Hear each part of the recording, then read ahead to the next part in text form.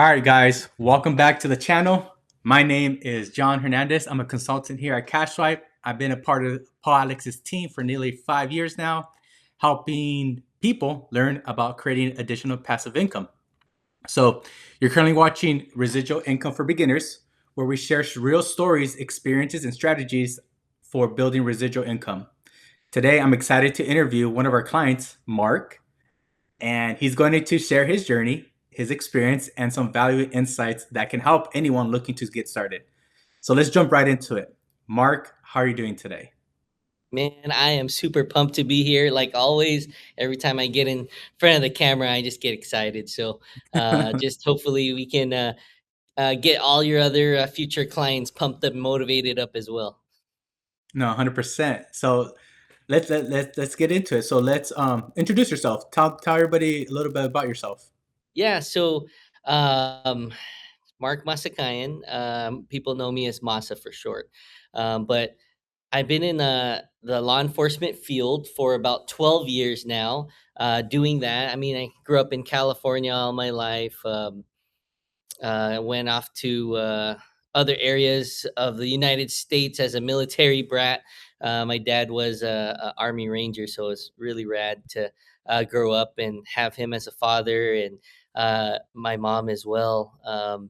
They're both they both came from the Philippines with nothing. My dad came here with $60 in his pocket, built a business, worked three jobs at one point. Um, uh, Experienced a crash of his business, eventually became a respiratory therapist and retired now. So there's a lot of things that I look up to him for and emulate with my life. And even though I went the law enforcement route and not like the typical Filipino or Asian household into nursing or something like that, nothing against nurses, I love them. Most of them are my family. But it's just it's such a different yeah, Miss Sylvia knows. It's just a different lifestyle for sure. Working in law enforcement as kind of like the black sheep of the family because most of them are in medical field. But I will say that is kind of what drove me towards CashSwipe and what drove me towards the CEO of CashSwipe, Paul Alex. Yeah, and fun thing, guys, we're actually Mark and we're actually really close to each other. We're about like what 30 minutes away from Yes, each other. And we always see each other at the events, right? We always say we're gonna plan a dinner, but it never happens for whatever reason. We're busy, right? It's busy, a but hundred. we got to make time. We got to 100% make time.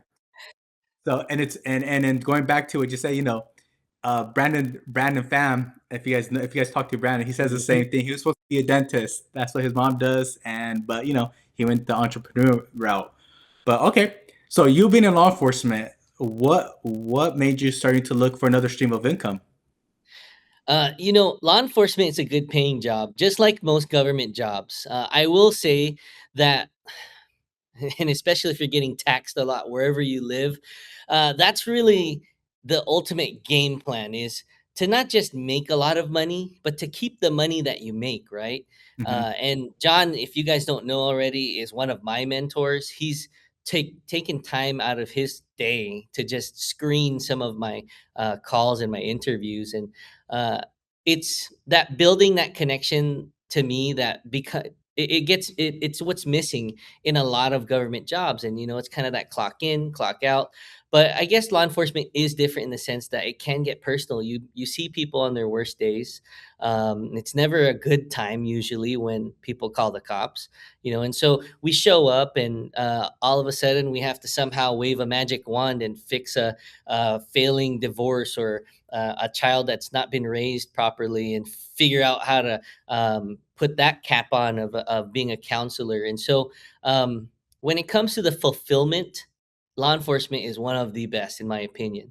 But when it comes to just working so much overtime and Hmm. the sleepless nights, and man, you're just your mind is racing at night as well for the things that can be potentially traumatic to our brains. It's very fascinating to think that we have that kind of endurance, if you will, of staying in the game and not being so jaded where you just mistreat people. And yes, there are bad apples everywhere, but going back towards what you're asking is, why did I even like get into this line of work, or into this business and this income, looking for an extra stream? Who Yeah. else wouldn't want to buy back more of their time? And the first thing I could think of was being housebroke. Okay, this is gonna get a little bit personal, all right, guys. So I was with my ex at the time, fiance. We were together for 10 years, and we were about to get married in like 2 more months, back in 2017. Mhm. It was the beginning of 2018 when I found out that I had lung cancer. And I don't smoke. I don't do anything. I don't like breathe in exhaust or anything like that. It's not like a weird thing that I'd like to do. I'm a normal human being. I just somehow got lung cancer, and I went to go tell her and break the news, and I told her, "Hey, listen, this might sound like a stupid question, but do you still want to marry me, right? Because at the end of the Mhm. day, I don't know if you want to marry somebody who's all broken." And when I attempted to call her that day to tell her the news, she didn't pick up. And we have a rule, right? And John, I'm applying this rule to you now. So now it's officially live on camera. If I call you uh, a third time, that means like I need John.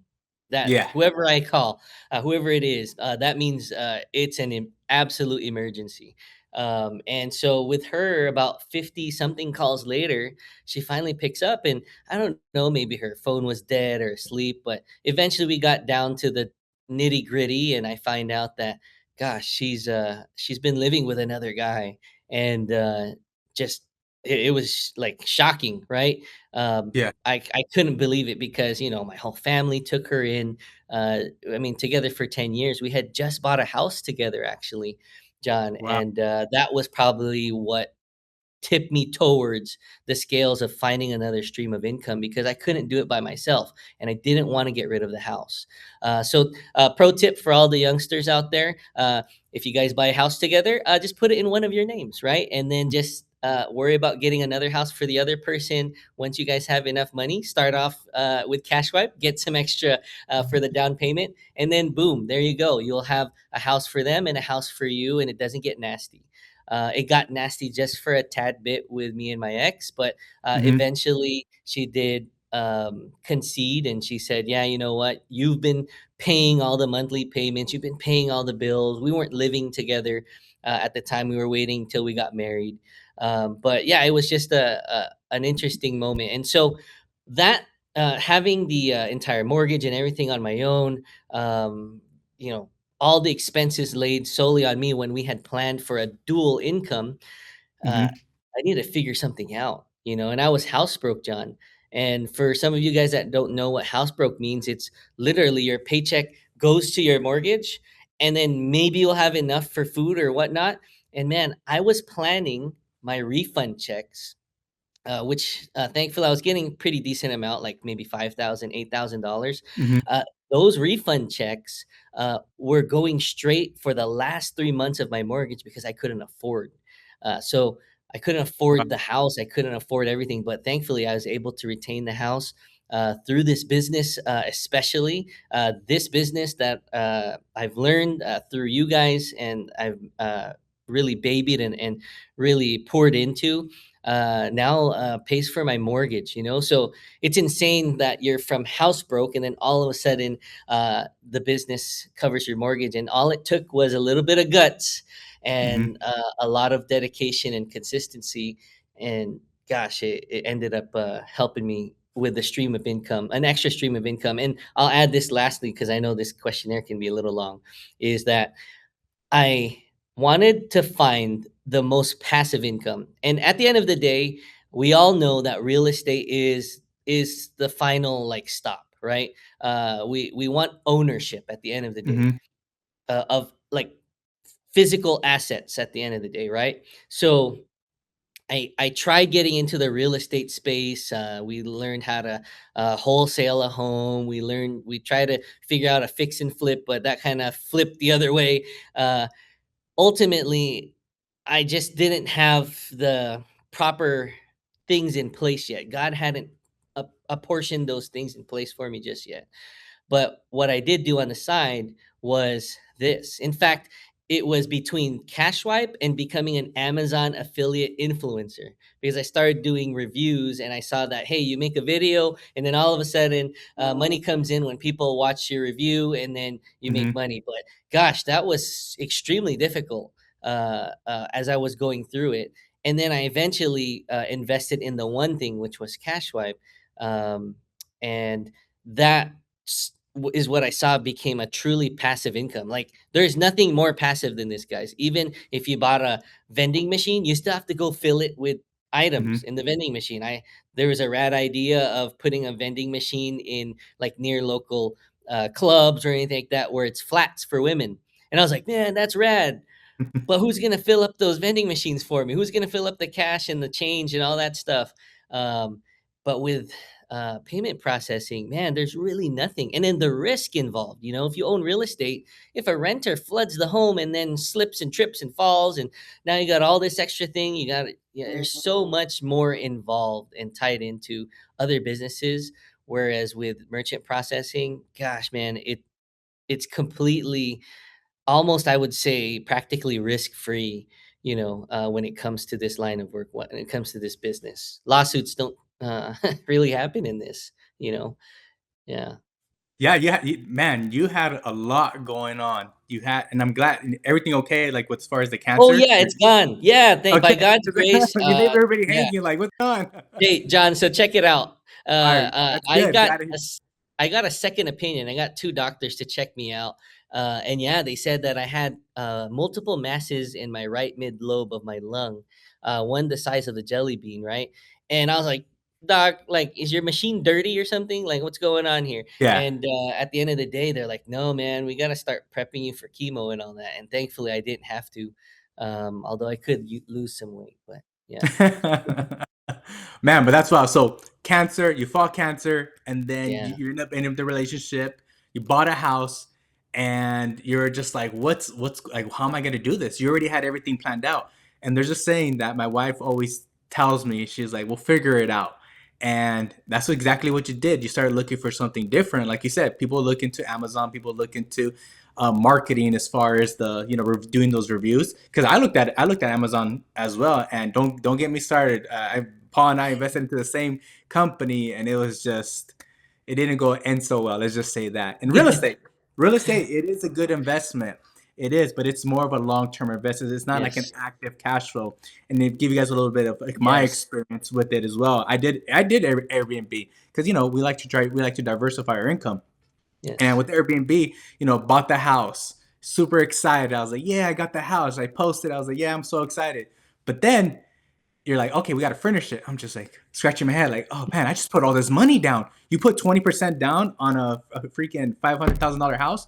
That's Yep. 100K right there. That's a lot of money.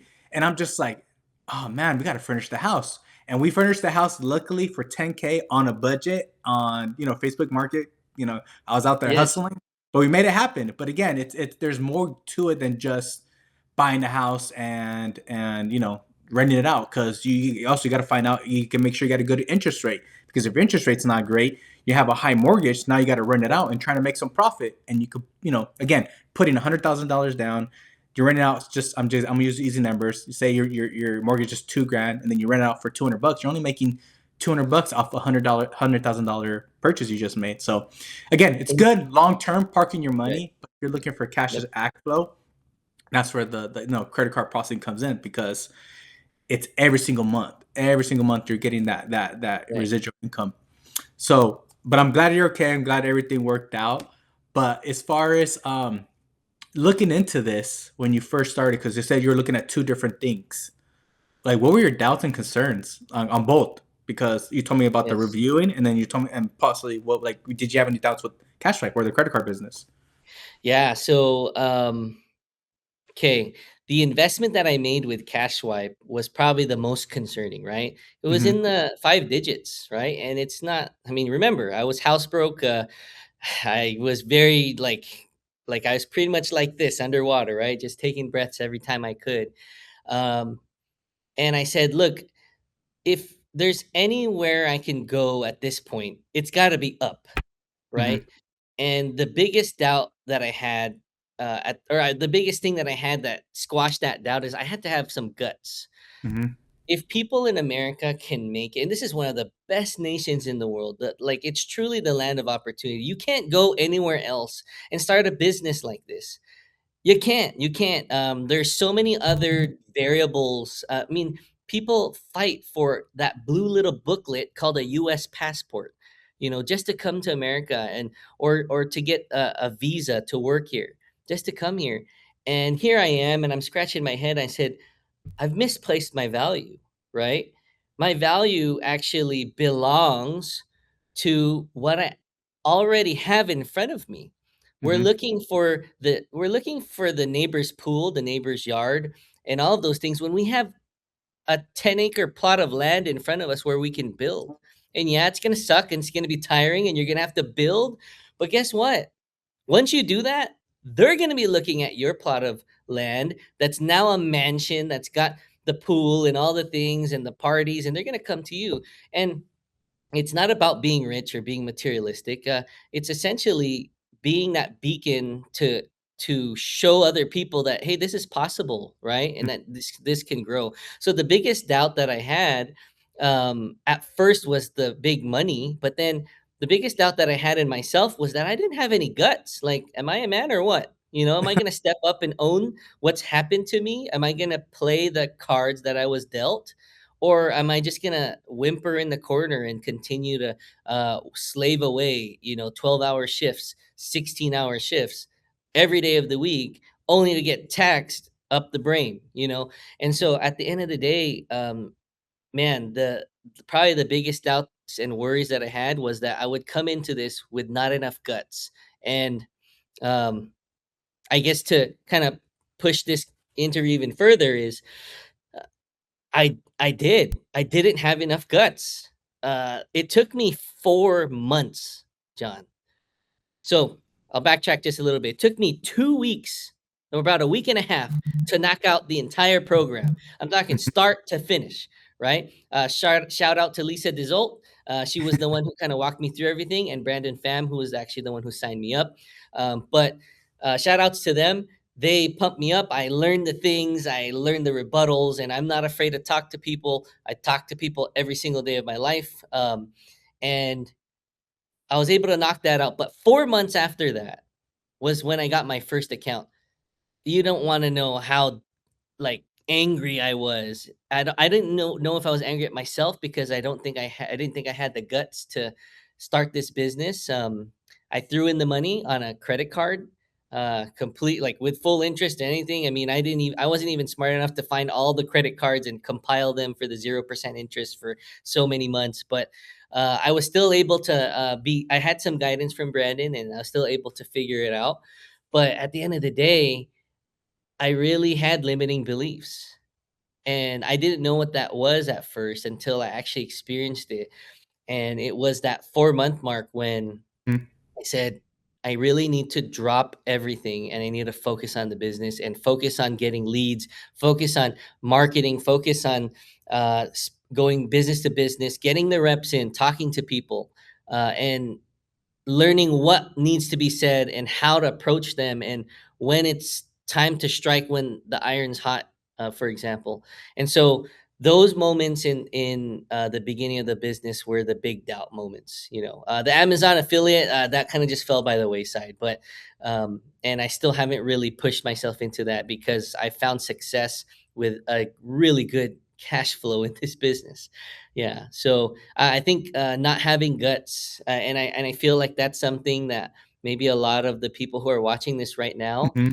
a lot of them don't have guts. And what I mean by that is to just say, you know what, I'm in a place where wherever you go, you'll get taken care of. There's people around you that will take care of you, um, and it's only if you ask. It's only if you go out there and you ask for the help that you need.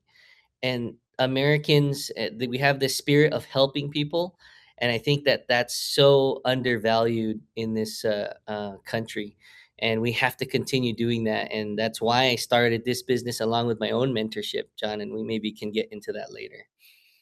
No, you're 100% right. And so it took you 4 months to get your first account. Yeah, yeah, And again, it's everybody has their own time. So there's I interviewed a few people already. There's guys that do it the first 15 days. But was there ever a time yes, that did you feel like why me, or is like, or did you have doubt, or like anything, yeah. like where did you play the victim? Because and like, because for me, like there's times that sometimes we all play the victim, like why is this happening to me, why can't I do this, so like this doesn't work, like was Mm. there a time that you felt like that? Because we're all human. Yeah, I will say this. God has continuously put his word in front of me, where he's taught me when I am creeping towards playing the victim. He's like, "Hey, whoa, whoa, whoa. You're not deserved anything, son. Like I already gave you the gift of eternal life. So what else are you complaining about? Right? Like I mean, I'm blessed enough to even own a home that I could sell. Right? There's so many like positive things in life, and what God gives, he can take away, and I don't own it. It's not mine, Mhm, and so playing the victim was never ever, and my mentees know this about me. Playing the victim is never ever going to be helpful ever. Not mhm, one time ever does it help.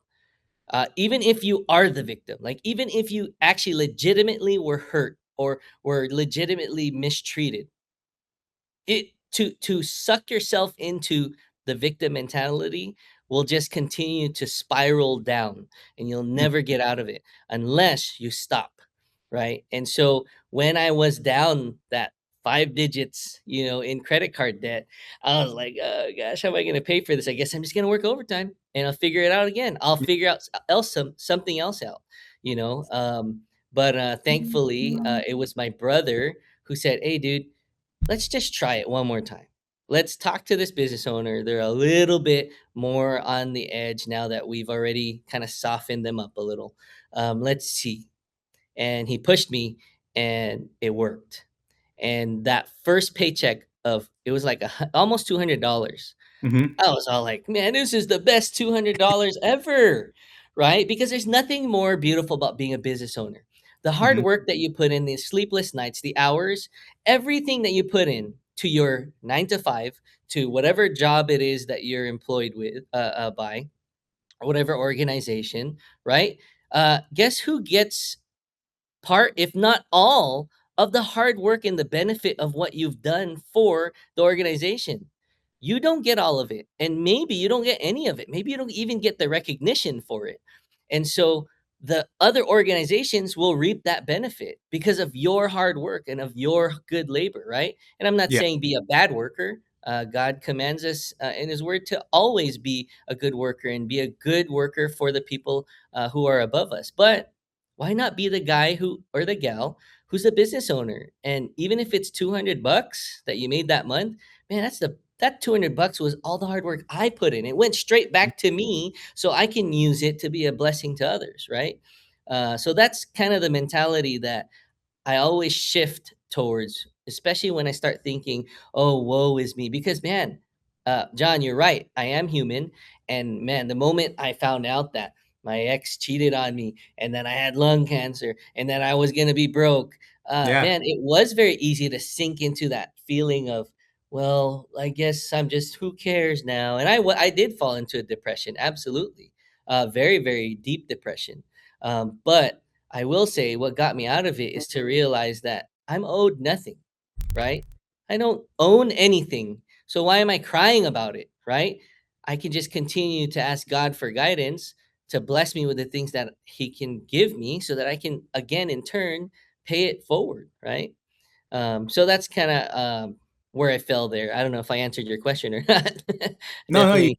you Yeah. did. And again, it's easy to fall into that mentality where you're just like why me? Hmm. And it's really, it's really easy. And then if you surround yourself with those individuals that they just feed off each other, meaning like if you're playing the victim, then someone else just keeps telling you the same thing, and you're just going back and forth. You're just surrounding yourself with more bad energy, which it just brings you down. And Right. we're again, like as you know, we're big on culture. Culture here is hyping everybody up. Limited belief. You said it multiple times because people, to be an entrepreneur, and if everybody watching this, you have to be somewhat delusional because there will be Yeah, countless people that will tell you, "Oh, what about this? What about that? You have a good paying job. right, Why you want to do this?"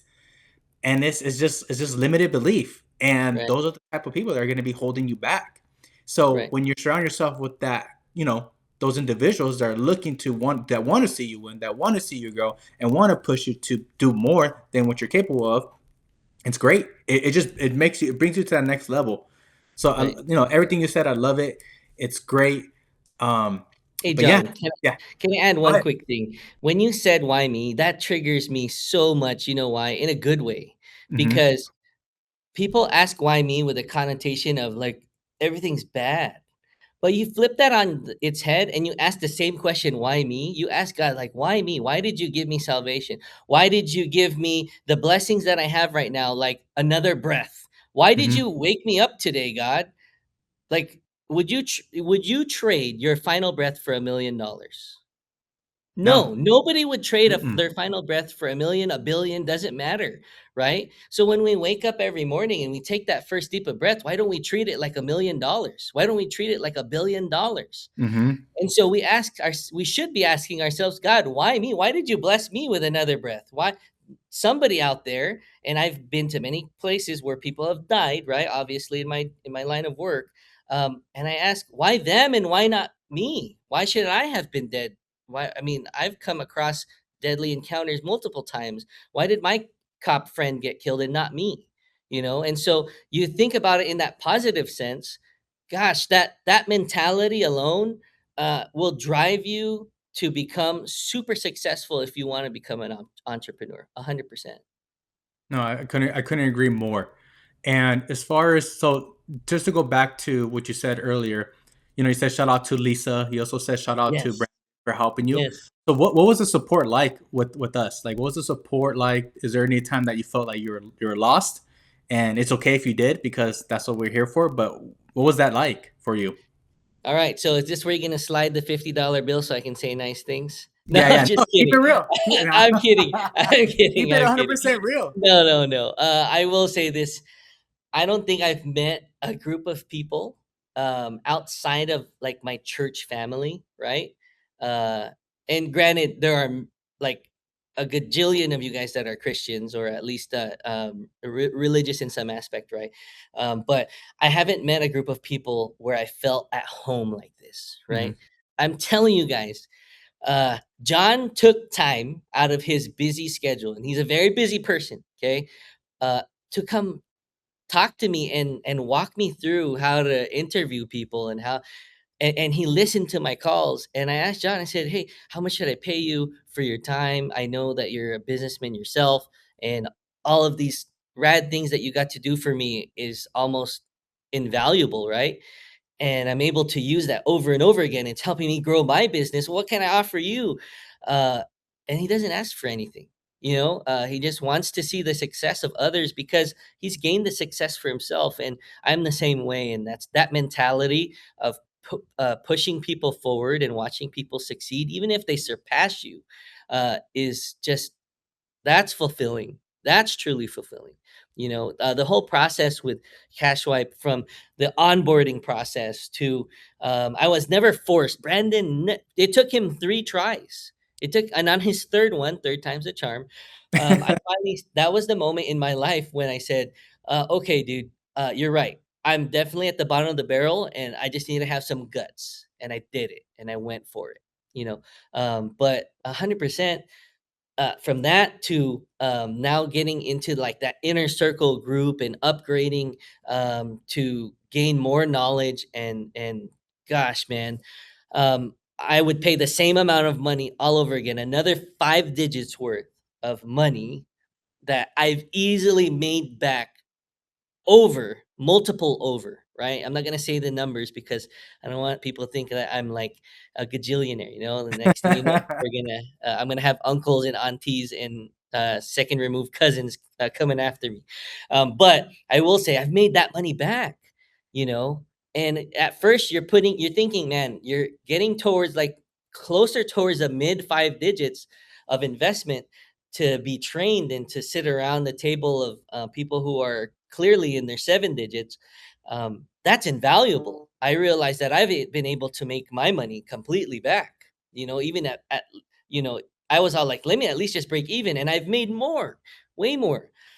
So again, the process when it comes to the cash swipe, or it was merchant automation at the time, um, it was so smooth. The people have been so gracious, so generous. Shout out to Nadia too, who always hits me up, and I know a lot of you guys actually on here right now, and I do some live Zoom calls every month with the team. And Grant, I don't get paid. I donate my time, and that's because CashSwipe Paul Alex has created this environment for us to be nurturing to each other, right? My business is actually called the Squad Up Society, right? Because that's us, that's our society. We squat up together and we grow together and we build with each other. So that's just a glimpse of what, if you're on that brink of jumping on or not jumping on, whatever it is, or if you're already in it. I hope you experience the same thing that I experienced, and maybe share a testament to that too one day. And I love that. There's a few things that I want to bring up because I know when we did that, well, I did that one review with you, but I'll bring it up a little bit later. But I don't want to lose this question that just came up in my head. When did it like hit you? Where like, damn, like this is real. Like meaning because I know you got your first account, you got the $200, but again, it's still kind of like unreal. But once you start bringing that extra cash coming in, like it's those numbers become from 3 to 4, then to 5. When was that moment? Because for me, Mm. I was literally driving to the gym. I was going to CrossFit, and I got that direct deposit, and I looked, and I'm just like, okay, and then I'm just like, damn, this is real. And Mhm. this was maybe like a year ago. I'll say about a year ago. But I had a moment where I'm just like, this is real. Like this is my Mhm. life. So I just want to know when was like that breaking moment for you? Like when were you just like, this is real. Like this is my life. Yeah. When I realized, um, well, it was like it was like a bunch of different things. One, like the tax return that you get, because you're Hmm. able to write off so many things for the business, right? So if you guys are high income earners or even middle high income earners, man, that tax return once, and make sure you get a proper person that does your taxes, of course. I'm not a tax person, but um man, I'll tell you what, that chunk of money was like amazing, right? And I was like, dude, you could have a business and keep pretty much like I paid $1 in federal taxes, right? $1, and I'm all like, that's still $1 too much, right? Yeah, yeah. Like, Send me your tax guy, right? right? Yeah, I need Everybody's to gonna fix ask it. for your tax Hey, guy. man, you didn't do your job. You did it 99%. Yeah, no, I'm just kidding. I love my tax people. Yeah. But so that was one moment, right? The other moment was people were calling me, and they're like, "Hey, aren't you that credit card cop?" And that's what stuck, right? So Hmm. people started calling me the credit card cop, and I was kinda like, "Okay, I guess this is starting to become my image." Hmm. And then after that, I was able to lock in a pretty big deal where, um, I didn't ever think it was gonna happen, and, people know this as my fish store story, and I know there are people in the chat right now, that know this story. But absolutely amazing experience where I was able to lock in a guy who had been with his merchant provider for over 20 years. That's hard to do, right? Um, Wow. and I would constantly go and I would shop there, but I actually just would shop there, and I wouldn't even buy things sometimes. I would just look at the fish because I like fish. Me Hmm. and my brother are super into saltwater fish, and so continuously went. And eventually, man, that guy, we call each other so often now. We're buds, and that's kind of the thing that opened up my mind why I named the business Squad Up Society, because this business, what's amazing about it is you're hoping for the success of the business owner. And if you can get them to be successful, you in turn get rewarded for that, Hmm. right? and then you now bring this to invest in other people. And so I think that's what was the big brink. And yes, there was a big chunk of money involved, of making that kind of money, right, with this particular merchant. I We call it a whale. Um, yeah, so sometimes you catch the fish, and you'll make some residual income. I have accounts that make me, on the lower ends of hundred of dollars, versus some like the whales, they make us thousands of dollars, right? Yeah. And those are very exciting ones to lock in. But ultimately, you become friends with these business owners, and you get to know them, their family. I mean, man, they're planning trips, and we want to go to like Vietnam together. I've never been to Vietnam in my life, right? And I am going to be going to Vietnam soon. But it's just crazy, like the amount of connections you make. Because remember, John, I'm in Mhm. a career, um, and a calling, really, where you go to people and they don't like you. They see that Yeah. badge on your chest, right? They see, the gun on your hip. They're either scared, intimidated, or they hate you, right? It's nice to walk into a place where you talk to a business owner and they know you, and you're like, oh, you're a business owner too, and you guys get along. So it's very fascinating to see this kind of lifestyle, because I've known most of my life is law enforcement, So And yeah, that's awesome. And it's big because we truly are helping business owners. And a lot of these business owners, 90% of the market, they just think they open up a business, they have to get a credit card system to take payments, and they have to pay these fees. They don't know that there's another option for them where we could, save them that fee. So when you come in there, you offer them this service and you're building that relationship. A big thing with this, and I tell this to everybody, is mm, you're going in there where you're not trying to sell them anything. You're just offering a solution to their problem. That's it. yep, You're putting money back in their pocket. They're giving the customer an option. They're not being forced to pay this. Like, you have an option. Either you pay with cash or you pay with card. And they don't yes, you're not like, hey, you have to pay this. Like, no, you have an option. They pay with right, card, perfect. They did you pass on that fee. If they don't, they pay with cash. It's a right, win-win. And for the business owner, they're bringing in that extra, 3 to 4%, whatever they're losing every single month. Some of these businesses are losing 3,000, 4,000, 5,000 a month. That's a lot of money. That could be them scaling to another business. That could be yes, them, taking some extra days off and having their employee come in for them and just pay them that extra overtime. And they could buy back a lot of their time. That could be their wife's car payment if they want a new car. Something. It could be a vacation. yep, It could be so many different things. And these are things that we help these business owners, you paint that picture for them because you're just painting the vision. But a big thing is going in there, you're not going there to sell them. No one wants to be sold. You're going there to provide a solution that they need, and they're more than likely don't know about it. There's machines out there that you go walk in and they still have the cord on there. You're just like, man, like, you haven't been, when's the last time that's a perfect opening. yeah, When's the last time you talked to your guy? They're like, I don't even know who he is. Like, really? yeah, He's like, well, I could tell by that machine, right?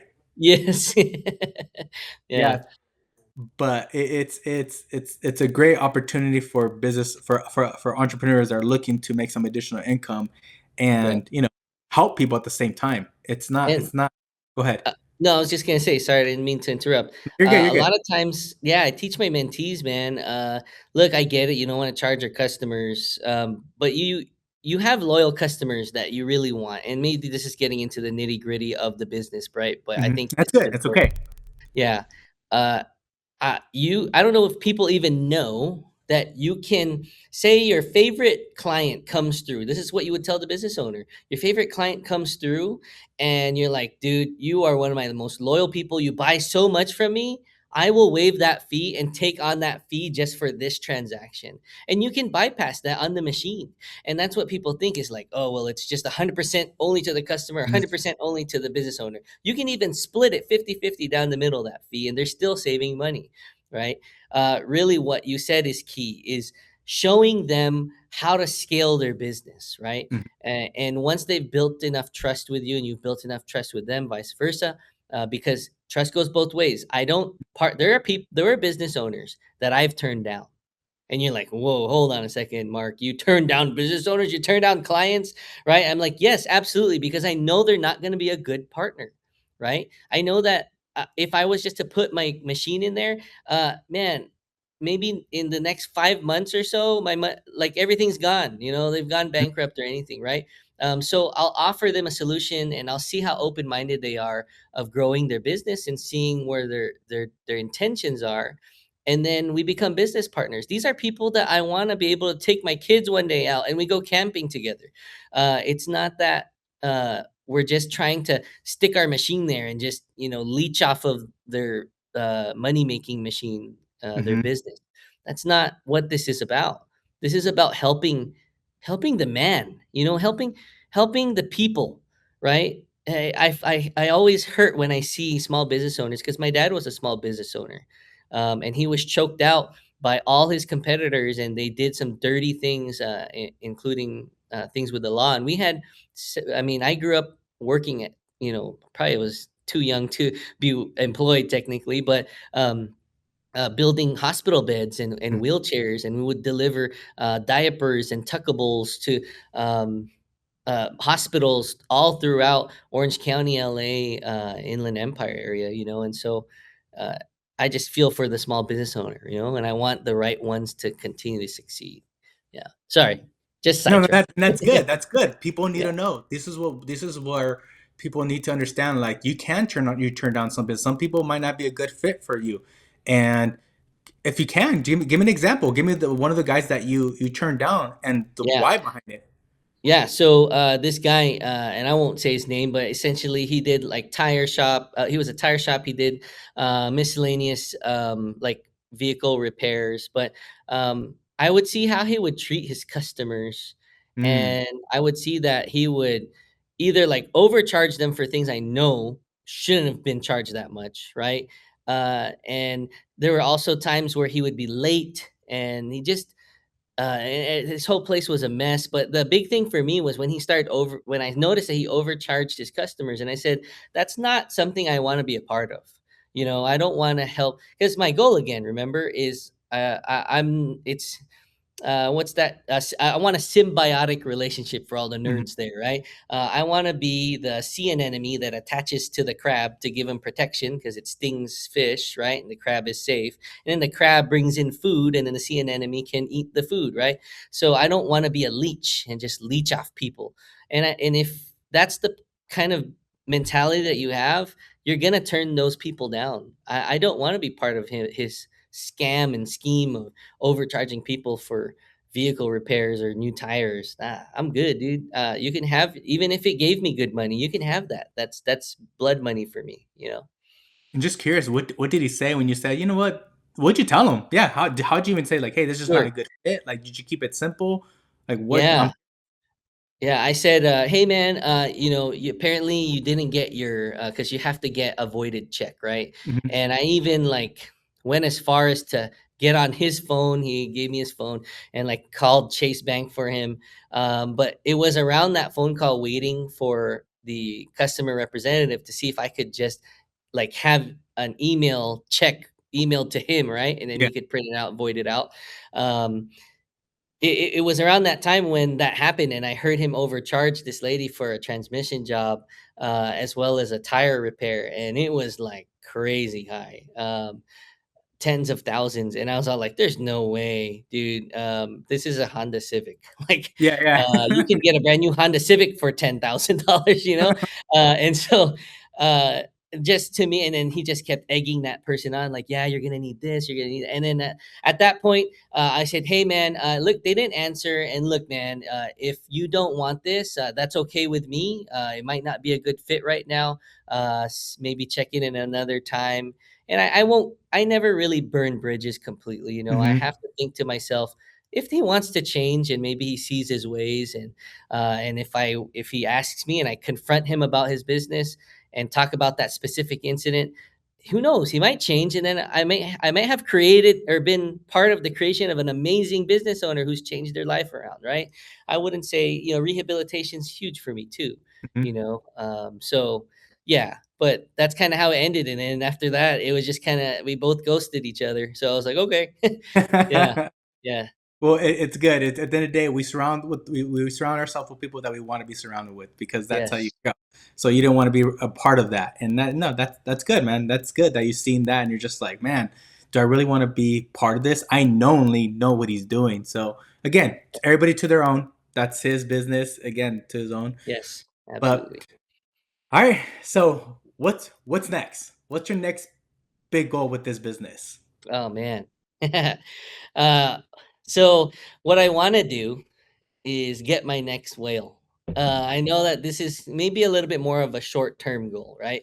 But I want to get my next whale, Hmm. and I have some people in the pipeline, and I've created sub agents for me, who essentially market for me. And hey, my fish guy, he's brought me leads, man. Essentially, getting that whale will help me understand financially, um, ultimately, how long am I going to be tied to a 9 to 5? How long am I going to be tied to anything? Hmm. uh, when can I start beginning to work on my passion projects like deeply? And I have a lot of passion projects. You guys know me. If you guys have heard me before, I'm a very passionate person. Okay. But 100%, the short term or midterm is to get a whale or two account. And for those of you who just tuned in, whale just means like account, where it's a substantially high residual income, right? And then really quick for the people that are watching, can you explain what a sub agent is so they know? Yeah, absolutely. Thank you for reminding me. A sub agent is somebody who essentially you can 1099 them, but ultimately you can either give them like a finder's fee. So if they Hmm. find you a client, then you lock them in, or you can even pay them for just bringing you clients, right? And then if you lock them in, you can give them another bit more of a finder's fee. Or it's someone that maybe you go in together, and hey, all I need you to do is find me a client.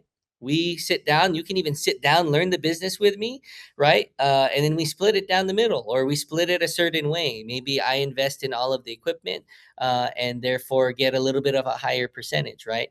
But sub agents are amazing. I think they're underutilized because at the end of the day, you're only one person, right? So you either have to rely a lot on marketing and advertising, your organic growth, like for example, your social media, things like that, your websites. But then if you have other people talking about you, and it's just like this, right? Everybody's got a guy or a gal, right? Hmm. If I ask John right now, hey, dude, I need a plumber, man. Who's your plumber? John, I guarantee you, will pull up his phone and be like, oh, yeah, plumber. And this is my guy, dude. He's the guy. I need a tax person. Oh, man, this is my guy.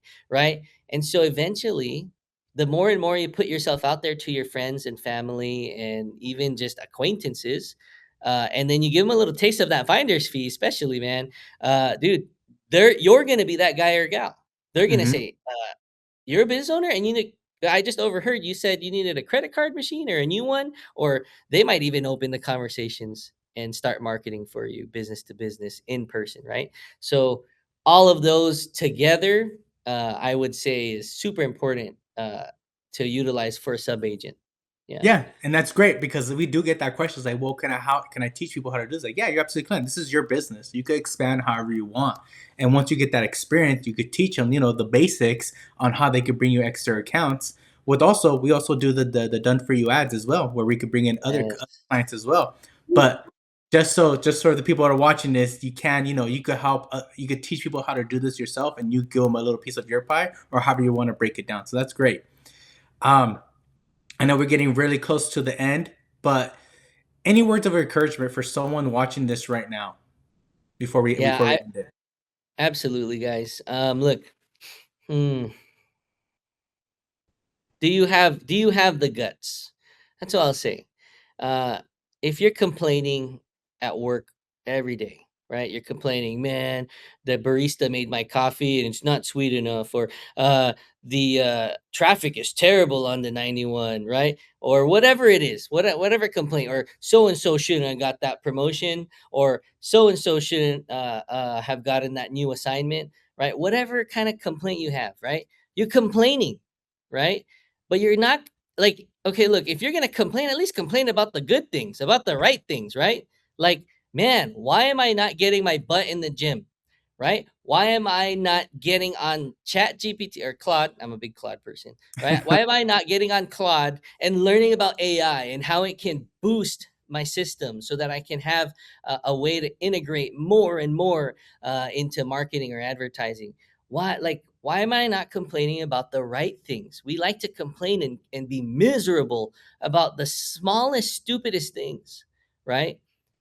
And so, like, I'll leave it with this, like, start complaining about the right things. Have the guts to say, "This is it, man. I'm gonna go all into this, and I'm gonna make it happen," just like what you said earlier, right? And if you realize how successful, uh, like how the successful, wealthy, 1%, if you realize what they do and how devoted and dedicated they always constantly criticize who? They don't criticize other people. They don't criticize their environment. They criticize themselves. They're super like weird. They're like there's something wrong with their brains, and I think with our brains as entrepreneurs there's something wrong with this. I wish I could kick my butt more and more, you know if you look at John, I know he's hiding all of his muscles behind his shirt over there. I'm Yeah, there you go. Yeah, mine's under this jacket. I promise you guys it's there. Okay, it's somewhere there. But I wish I kicked my butt more and like be as dedicated to eating the right food, for example, right? Having a disciplined diet. And that's what I get mad at myself for. That's So start getting mad at yourself. Like, start complaining about the right things. Stop complaining about the stupid things that you can't change, right? There's a saying, and I'm a use of force instructor, so I review uses of force, shootings, things like that, right? Of that nature. And we have this thing where it's talking about, like, what do cops do, John? It's a famous D word, right? You come into a situation that's super amped up, high stressed, all that Mhm. stuff, right? Um, what's De-escalate. Yeah, see, everybody knows the word, right? Well, here's the thing.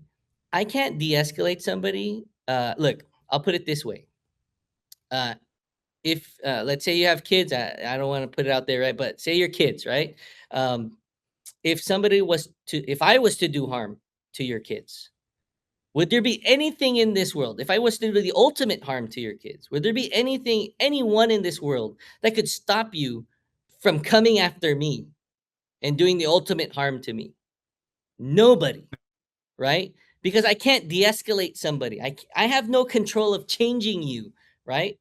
It's the same case with business, right? You have no control of changing the other people around you and complain with all these complaint. You can't change any of that. So figure out what you can change, and that's you. That's your outlook, that's your perspective, that's your perception on things. And if you can't get that straight now, then I guarantee you, if you start your business, it will fail. It will fail, but it's okay, because people like John and I and Paul and all of these wonderful people will be there to help you when that time comes. But hopefully, and God forbid, you tread down the path of becoming an entrepreneur and continuously complain about the wrong things. Complain about the right things, and I guarantee your life's gonna change. I love that. That was awesome. Sylvia's out there. She loves it. Oh, But I all love Sylvia. She's great. Yeah. right, all right Yeah. guys. Thanks again. Thanks again, Mark, for coming on here and doing this for us. But all right, guys. So I'm gonna leave you with this. My name is John. I'm with CashSwipe, and make sure you guys subscribe to our YouTube channel, Residual Income for Beginners, and we will catch you guys on the next one. All right. Peace out, guys. Take care. Peace out. Love you guys. Be safe.